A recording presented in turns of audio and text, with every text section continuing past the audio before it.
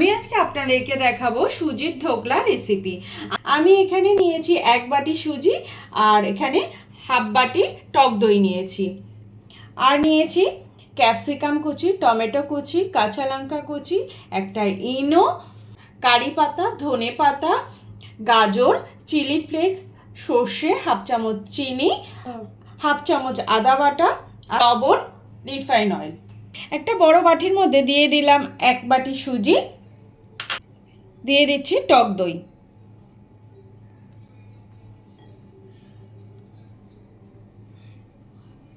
দিয়ে দিচ্ছি পরিমাণ মতো লবণ,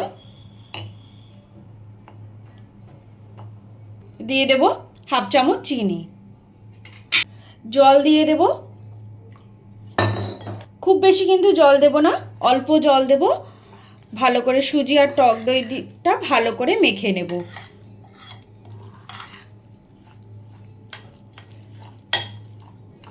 প্রথমে কিন্তু অতিরিক্ত জল দিলে সুজির গাঢ় ভাবটা কিন্তু আপনারা বুঝতে পারবেন না। অল্প জল দিয়ে সুজি টক দইটা মেখে নিয়ে যদি প্রয়োজন হয় তাহলে জল অ্যাড করবেন।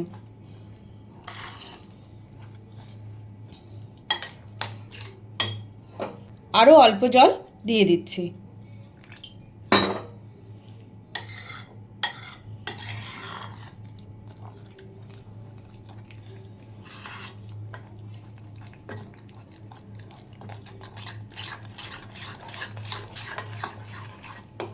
ভালো করে মেখে নিতে হবে।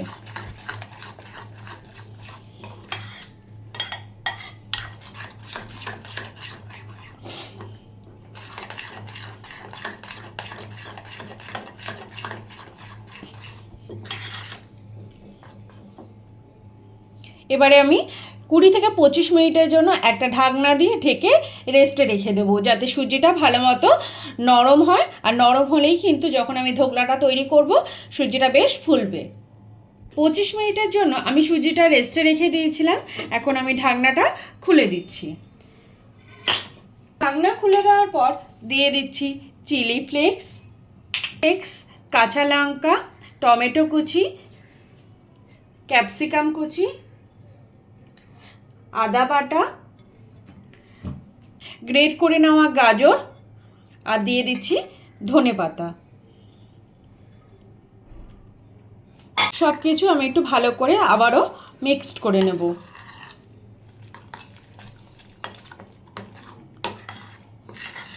সুজির ঘনত্বটা কিন্তু আমার কাছে একটু গাঢ় লাগছে, সেই জন্য আমি একটু জল দেব। দেখুন সুজিটা কিন্তু গাঢ় আছে বেশ, এর মধ্যে একটু জল দিয়ে দেব।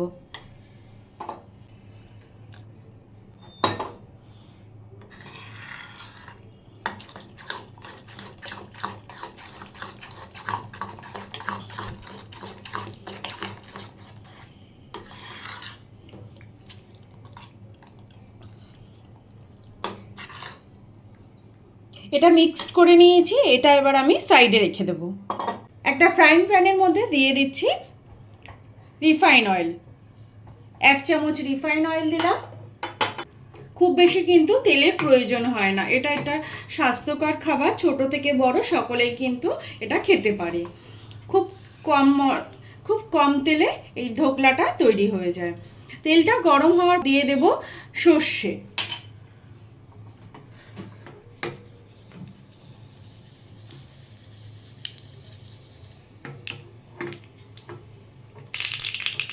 সর্ষে থেকে একটা সুন্দর গন্ধ আসার পর দিয়ে দেব কারি পাতা। এবারে ভেজে নেওয়া কারি পাতা আর সর্ষেটা এই সুজির ব্যাটারের মধ্যে দিয়ে দেব। ভালো করে মিক্সড করে নেব।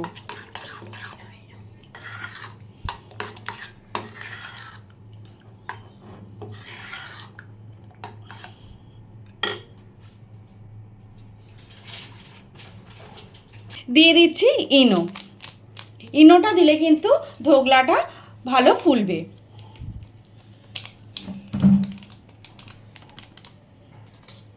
ইনোটা দিয়ে ভালো করে মিক্সড করে নিচ্ছি।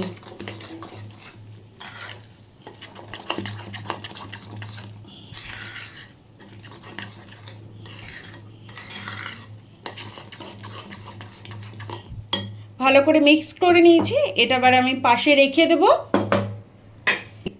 একটা সিলভারের বাটি নিয়েছি, বাটির মধ্যে রিফাইন অয়েল লাগিয়ে নিচ্ছি। আপনারা কিন্তু ঘরে থাকা যে কোনো বাটি বা থালাতেও করতে পারেন, বা কেক করার জন্য যে মোলগুলো থাকে সেই মোলেও তৈরি করে নিতে পারেন।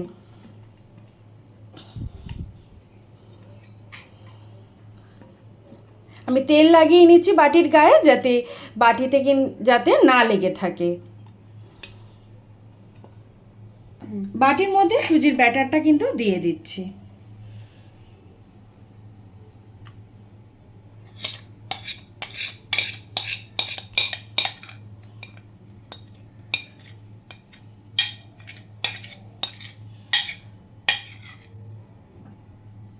এখানে কিন্তু একটা কড়ার মধ্যে জল গরম করতে বসিয়ে দিয়েছিলাম আগে, আর এই গরম জলের মধ্যে একটা স্ট্যান্ড দিয়ে দিচ্ছি, যাতে বাটি বা থালা দিলে যাতে না নড়ে যায়।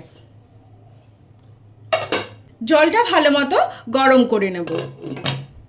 জলটা ভালো মতো গরম হয়ে গেছে। এবার আমি ঢাকনাটা খুলে আর সুজির ব্যাটারের বাটিটা স্ট্যান্ডের ওপর বসিয়ে দেব। গ্যাস মিডিয়াম ফ্লেমে রেখে 20 মিনিটের জন্য একটা ঢাকনা দিয়ে ঢেকে দিলাম। গ্যাস মিডিয়াম ফ্লেমে দিয়ে 20 মিনিটের জন্য ঢাকনা দিয়ে ঢেকে আমি ধোকলাটা তৈরি করার জন্য দিয়েছিলাম। এখন আমি ঢাকনাটা খুলে দেওয়ার পর একটা টুথপিক দিয়ে দেখে নেব যে ধোকলাটা তৈরি হয়েছে কিনা ঠিকঠাক। দেখুন টুথপিকের গায়ে কিন্তু একটু লেগে যায়নি, তার মানে ধোকলাটা সম্পূর্ণ তৈরি হয়ে গেছে। এবার আমি নামিয়ে নেব। বাটিটা আমি নামিয়ে নিচ্ছি, ঠান্ডা হলে আমি আপনাদেরকে দেখাচ্ছি। একটা প্লেটের মধ্যে আমি এরকমভাবে উল্টে দেব।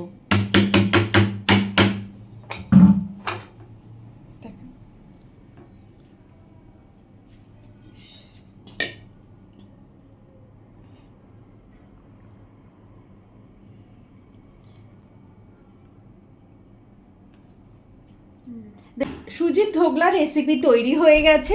এইভাবে আপনারা তৈরি করতে পারেন।